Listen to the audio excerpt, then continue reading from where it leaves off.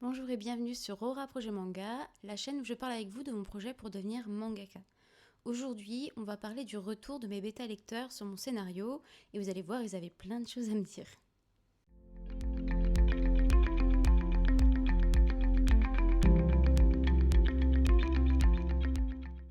Après plusieurs semaines, voire plusieurs mois à travailler sur mon scénario, je pensais avoir quelque chose de plutôt solide, de plutôt pas mal. Du coup, je l'ai envoyé à mes bêta lecteurs et comme on va le voir ensemble, ils m'ont fait plusieurs retours, dont plusieurs points importants parce que certaines remarques étaient plus subjectives que d'autres.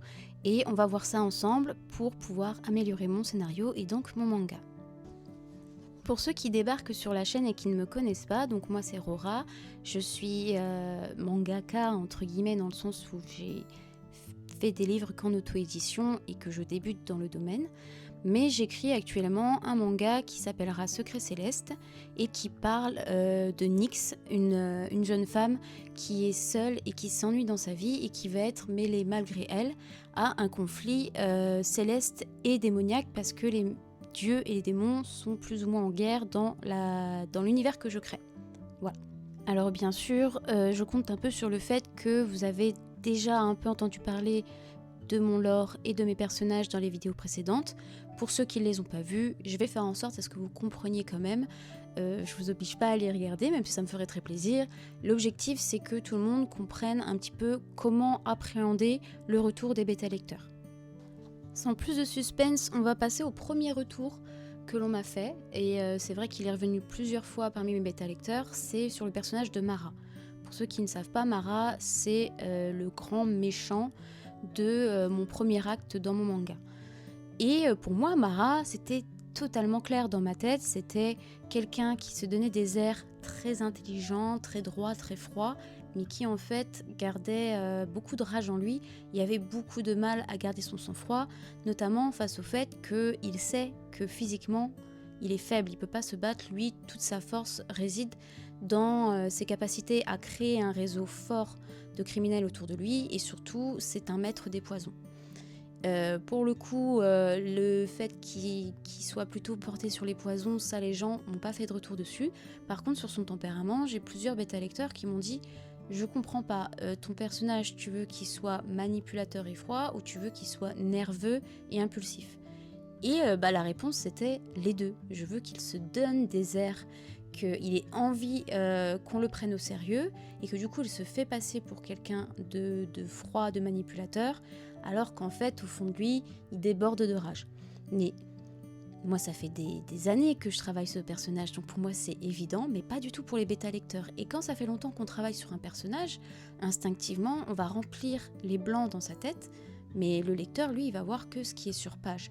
Donc ce retour-là était très important, ça m'a permis de retravailler un petit peu le comportement et les punchlines de mon personnage, et surtout les autres personnages, quand ils vont parler de lui, vont être un petit peu plus clairs sur sa personnalité sans être dans l'explication non plus. J'aime à croire que du coup ce point-là a été amélioré lors de la réécriture de mon scénario. Deuxième retour et pas des moindres, celui-là je l'ai eu vraiment vers la fin, c'est un bêta lecteur en particulier qui me l'a fait remarquer, et une fois qu'il me l'a dit, c'est vrai que ça me paraissait dramatique en fait. C'est l'attachement au personnage principal, Nyx. Pour moi, c'était évident que c'était quelqu'un qui souffrait, qui était seul et à la fois qui continuait de s'isoler par choix parce qu'elle était déçue constamment des autres êtres humains. Elle a été abandonnée par sa famille, elle a subi du harcèlement. Son isolement, il est à la fois choisi et subi. Et apparemment, ça se voit pas du tout dans le scénario que j'ai envoyé au bêta lecteur.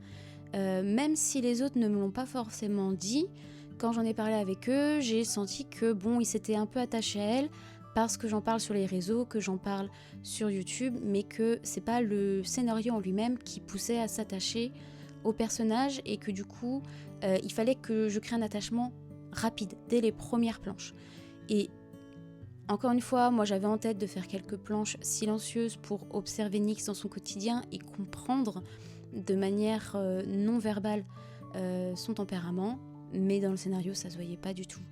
Et ça c'était un peu grave dans le sens où c'est le personnage principal, si le lecteur s'y attache pas, il va pas continuer le livre, il va même pas forcément vouloir que Nyx soit secourue, qu'elle s'en sorte, il va pas souffrir avec elle. Donc là, c'est une leçon de plus. Ça rejoint un petit peu le problème de Mara, c'est que pour moi, les choses sont claires, mais elles ne le sont pas forcément pour le lecteur. Donc j'ai retravaillé le scénario, surtout au début, pour rajouter des planches beaucoup plus percutantes.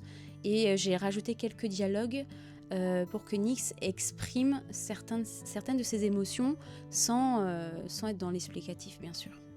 Je voudrais rajouter qu'un personnage n'est pas attachant parce qu'il a un passé triste. Il est attachant parce qu'il fait ressortir ses émotions de manière efficace pour que le lecteur le ressente avec lui. Ça, c'est quelque chose de difficile à jauger aussi. Voilà, ça c'était les gros points importants qui se sont dégagés des personnages, mais il y en a eu d'autres assez intéressants que je vais citer de manière un peu rapide pour que vous compreniez que j'ai pas fait que des grosses erreurs, j'en ai fait aussi des petites.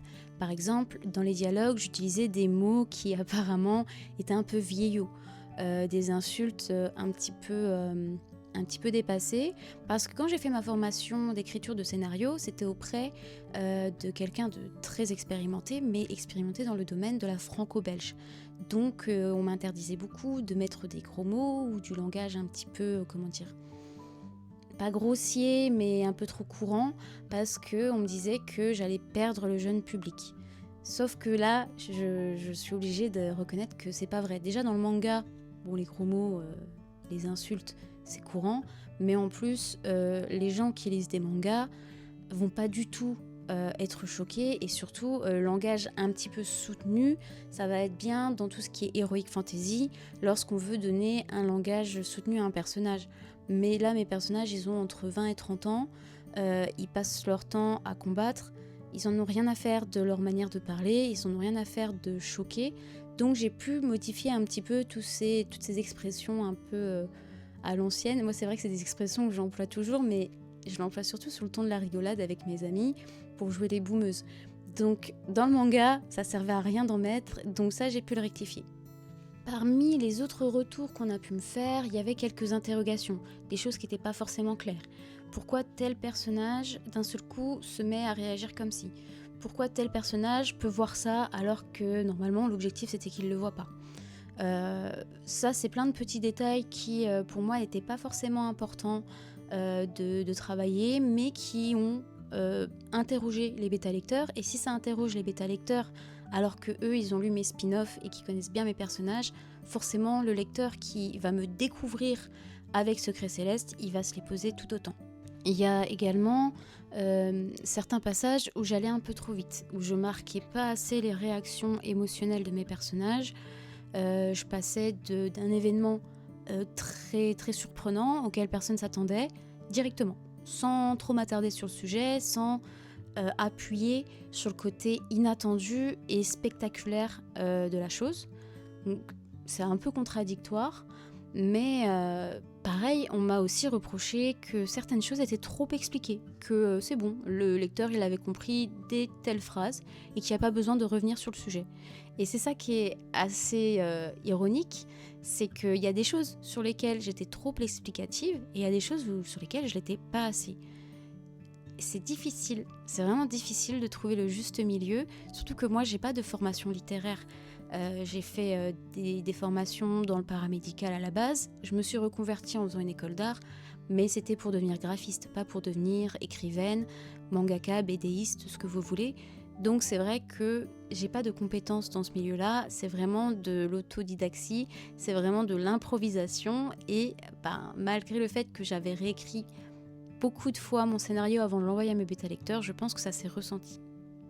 Au final, aucun des retours de mes bêta-lecteurs n'a été inutile et ne m'a poussé à vouloir abandonner. En aucun cas.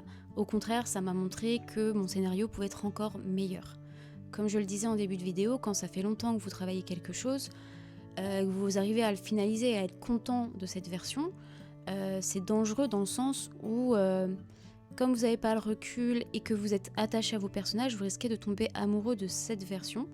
Et le retour des bêta-lecteurs vous permet de voir à travers les yeux d'une personne extérieure. Parce que c'est pas qu'à vous que l'histoire doit plaire, c'est aussi à vos bêta-lecteurs. N'hésitez pas d'ailleurs à me dire en commentaire si vous aussi vous écrivez une histoire et quels sont les retours que les bêta-lecteurs vous ont fait, qui vous ont le plus servi, qui vous ont le plus ouvert les yeux. Ça m'intéresse beaucoup. Bon voilà, je vous ai épargné certains détails et surtout certains spoils concernant mon histoire de manière choisie. L'important qu'il faut retenir de cette vidéo, c'est l'importance des bêta-lecteurs. Même si c'est une démarche qui est difficile à entreprendre, moi je sais que c'est un petit peu comme si j'ouvrais mon cœur en deux et je laissais les gens regarder à l'intérieur. Il y a toujours cette peur un petit peu d'être moqué, d'être jugé, d'être humilié. Bon, vous vous doutez bien, j'ai choisi des bêta-lecteurs qui ne le feront pas. D'ailleurs, ils ne l'ont pas fait, même si des fois ça m'a un peu blessé ce qu'ils ont dit. Ils m'ont expliqué avec bienveillance et j'ai fini par comprendre que c'était pour améliorer mon histoire et pas pour la critiquer. Maintenant, j'ai plus qu'à me remettre au travail, à retravailler mon scénario pour que cette fois, tous les éléments clés soient réunis pour qu'ils plaisent aux lecteurs, pour que les lecteurs s'attachent à mes personnages, pour qu'ils n'aient pas l'impression que je les prends pour des enfants et qu'en même temps, ils comprennent ce qui se passe et qu'ils ne décrochent pas. J'espère que cette vidéo vous aura servi, que vous vous écriviez ou non. Et bien sûr, maintenant qu'on a terminé entre guillemets avec le scénario, parce que pour vous c'est terminé mais pas pour moi, je vais pouvoir vous parler un peu plus de storyboard, de Nemu pour ceux qui savent ce que c'est. Tout ça on l'abordera dans les prochaines vidéos et on va pouvoir avancer sur la partie graphique, sur le dessin, la partie que j'aime le plus et je suppose vous intéresse le plus. Voilà. Et voilà, cette vidéo est déjà terminée, j'espère que ça vous aura plu. Évidemment aujourd'hui on était plus là pour parler écriture que dessin. J'espère quand même que ça vous aura intéressé et ou diverti. D'ici la prochaine fois, n'oubliez pas, on avancera doucement, mais on avancera ensemble.